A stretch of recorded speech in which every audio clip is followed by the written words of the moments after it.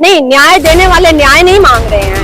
वो ये करें कि तू जा, अब तेरा टाइम पूरा हो गया है। न्याय उनसे नहीं मांग रहे हैं। वो कौन होते हैं न्याय देने वाले? वो कुछ नहीं होते हैं। हमें न्याय देख रही हूँ कि फिर मोदी जी तो सबसे बड़े दिमागी नक्सल है, क्योंकि दिमागी नक्सल अगर नहीं होगा वो बच्चा वो कैमरा कैसे लगाएगा?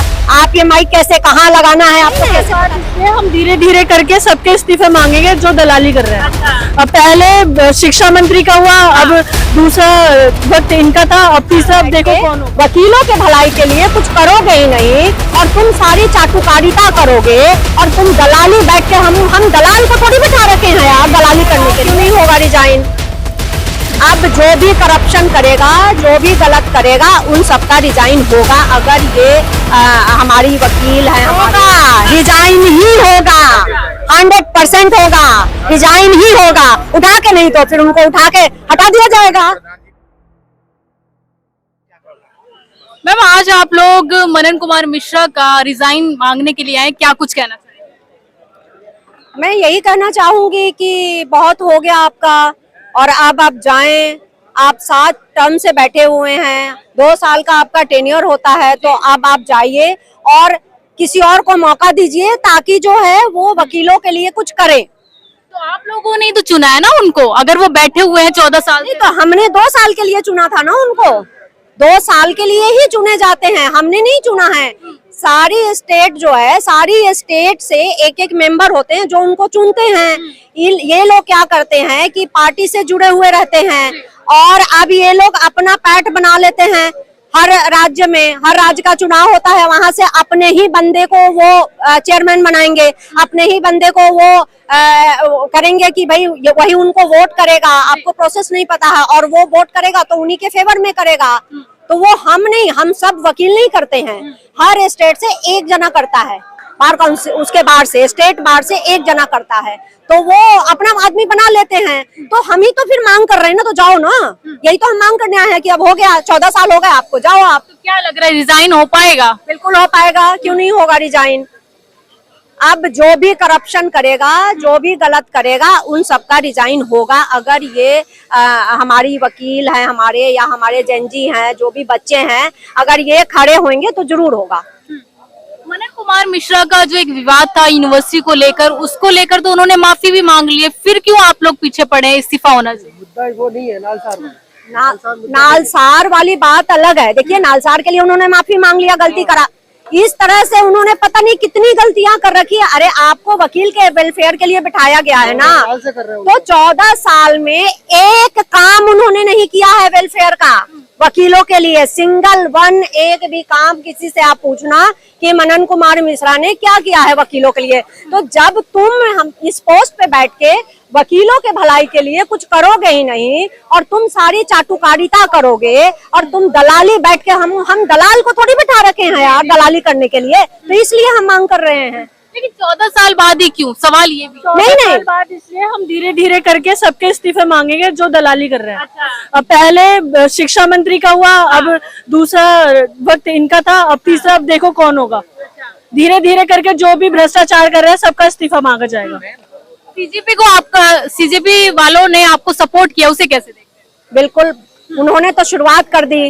उन्होंने तो सरकार को जो है ना, सरकार अगर घबराई है ना तो उन्हीं बच्चों की वजह से घबराई है। उन्होंने देश में एक क्रांति की शुरुआत कर दी है और हम बिल्कुल अच्छे से देखते हैं और उनका सपोर्ट करते हैं कि भाई आप लोग देश के भविष्य हैं। और आप लोग को भी मैं कह रही हूँ कि आप लोग भी सपोर्ट जो कर रहे हैं उसके लिए बहुत बहुत धन्यवाद। अगर आप डर जाएंगे, वो बच्चे डर जाएंगे तो कुछ भी नहीं होगा। इसलिए सीजेपी वाले को मैं बहुत सपोर्ट करती हूँ और मैं कहती हूँ कि चलो आप कहीं ना कहीं से एक शुरुआत हो गई है।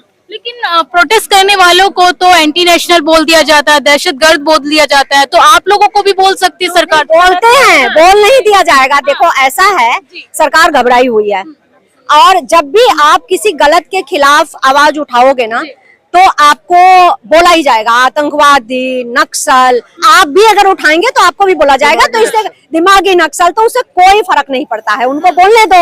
हम अपना काम कर रहे हैं भाई, हम देश को बचाएंगे ना। पूरे देश में नीचे से ऊपर तक करप्शन और करप्शन है, तो कहीं से तो शुरुआत होगी ना इस चीज की, तो शुरुआत हो गई है। तो दिमागी नक्सल मोदी जी ने बोला, उसे कैसे देखते हैं? मैं ये देख रही हूँ कि फिर मोदी जी तो सबसे बड़े दिमागी नक्सल है, क्योंकि दिमागी नक्सल अगर नहीं होगा, वो बच्चा वो कैमरा कैसे लगाएगा, आप ये माइक कैसे कहाँ लगाना है आपको कैसे पता चलेगा, कैसे काम करोगे आप लोग, तो सवाल कैसे आप पूछोगे, अगर दिमागी नक्शल आप में नहीं होगा तो सवाल कैसे पूछोगे। तो एक्चुअली मैं क्या बोलूं, मोदी जी को बस बोल गए हैं, मोदी जी को ये पता नहीं है कि इसका मीनिंग क्या है दिमागी नक्सल। ये लोग तो बस भाई बड़े लीडर हैं, मालिक हैं जी, मालिक बने हुए हैं, आज तो कुछ भी बोलते हैं। लेकिन इस्तीफा लेना इतना आसान नहीं ना। सीजेपी में भी जब धर्मेंद्र प्रधान का इस्तीफा हुआ था तो आपने देखा कि कैसे सड़कों पर लोग उतरे थे, जंतर मंतर पर उतरे थे। तो फिर सड़कों पे लोग उतरेंगे। और मैं सभी वकील भाइयों से बहनों से ये अपील करूंगी कि भाई अगर आप लोग चाहते हैं कि कुछ अच्छा हो तो आप सभी सड़कों पे उतरें, आप सभी आए और सभी जो है सो हम सबका मदद करें, सब उतरेंगे। आप देखना ये तो शुरुआत है, शुरुआत ही तो है, शुरुआत कर दिया बच्चों ने। अब आप देखो पूरे देश में आप देखो चल रहा है, ये शुरुआत है, करेंगे, आएंगे, फिर उतरेंगे, फिर उसी तरीके से उतरेंगे। न्याय देने वाले आज खुद न्याय मांग रहे हैं, उस पे क्या कहें?